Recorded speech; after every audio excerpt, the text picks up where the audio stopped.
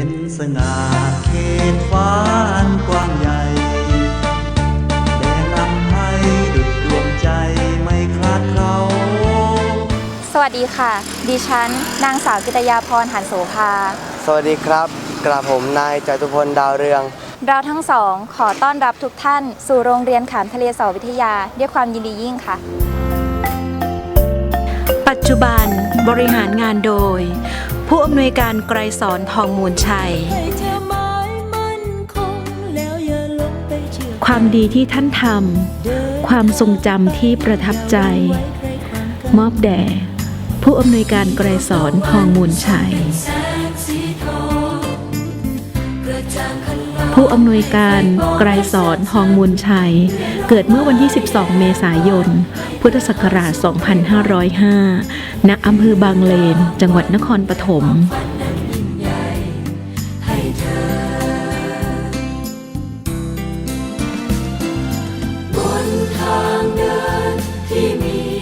การศึกษาขั้นสูงสุด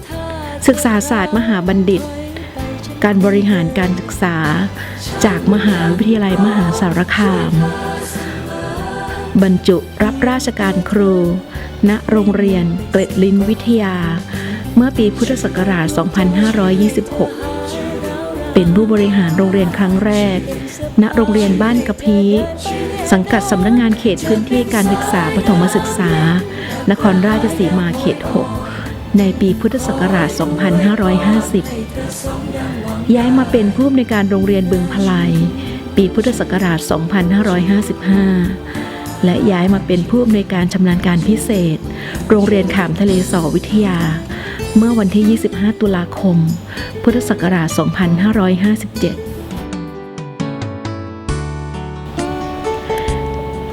ดีใจที่ผอ.มาผอ.ไกรสอนมาเราต่างน้อมยินดีครูขอทศต่างเปรมปรีทั่วหน้านับเป็นเกียรติเป็นสีงามเด่นรวมพลังแกร่งกล้ารุดหน้าก้าวไกลคณะครูโรงเรียนขามทะเลสอวิทยายินดีที่ได้ต้อนรับผู้อำนวยการไกรสร ทองมูลชัยด้วยความปิติยินดียิ่งและท่านเองก็มีความตั้งใจมาพัฒนาโรงเรียนนี้ผู้อำนวยการไกรสร ทองมูลชัยปรับโครงสร้างการบริหารและจัดการสถานศึกษามอบหมายงานตามโครงสร้างชัดเจนจัดบุคลากรให้เหมาะสมกับความรู้ความสามารถขับเคลื่อนโรงเรียนได้ทั้งระบบนำพาบุคลากรทำงานตามนโยบายลดเวลาเรียนเพิ่มเวลารู้เห็นผลชัดเจนเป็นรูปธรรมและเกิดประโยชน์กับผู้เรียนอย่างเห็นได้ชัดมุ่งเน้นพัฒนาระบบบริหารวิชาการด้วยการปรับปรุงผลสัมฤทธิ์ให้พัฒนาขึ้นอย่างชัดเจนสนับสนุนโครงการโรงเรียนอัจฉริยะจัญญาให้บรรลุผลก้าวหน้าเป็นรูปธรรมและนักเรียนโรงเรียนขามทะเลสอวิทยาได้รับการพัฒนาทักษะการเรียนรู้พหุปัญญา8ด้านจัดแสดงผลงานในกิจกรรม Talent in ขามสอได้อย่างเต็มศักยภาพ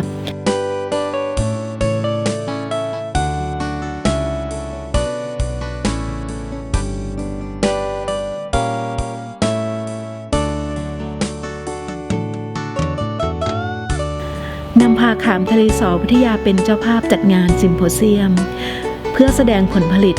จากการเข้าร่วมโครงการได้อย่างสมเกียรติตลอดจนเป็นเจ้าภาพจัดประชุมสัญจรครูประวัติศาสตร์และสังคมศึกษาเป็นที่ชื่นชมยกย่องจากสำนักพัฒนานวัตกรรมการจัดการศึกษาผู้บริหารคณะครูและนักเรียนในเครือข่ายโรงเรียนอัจฉริยะจัญญางานแต่ละครั้งเด่นดังเหมือนพลุเข้าเป้าทะลุเหนือความคาดหมายผู้คนกล่าวชมสมใจเจ้านายทุกคนดีใจหน้าตาชื่นบาน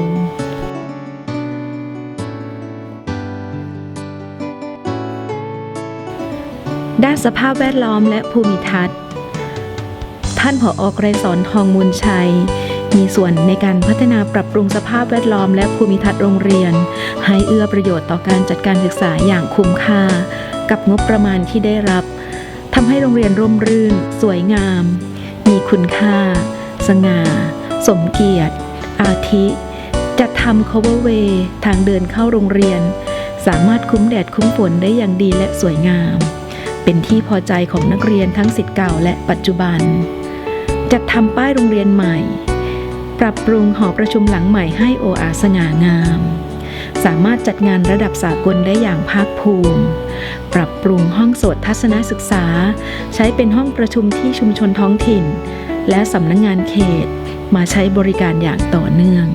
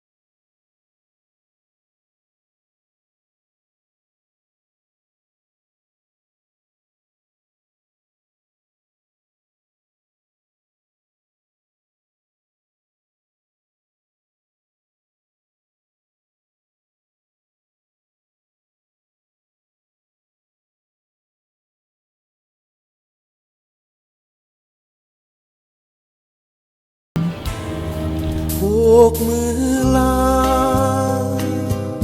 เสียงเพลงครวญมาต้องลาแล้วเพื่อนที่พี่จะลาเลือนฝากเพลงคอยย้ำเตือนหวนให้จากกันไกลแม้เพียงร่างกายแต่ใจชีไกลผอ.มาอยู่ปีกว่าแล้วจากลาจากด่วนใจยังศรัทธาบอกได้ร่วมทุกข์สุขนำพาขามเด่น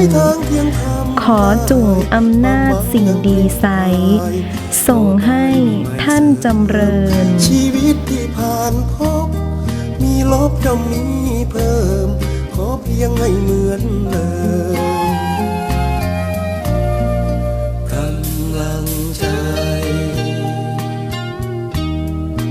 อย่าวอนรักเราไม่คลอนทางแคลงแรงให้รักเราละลายกระจายในพ้องคนผู้ทุกข์ทนตลอด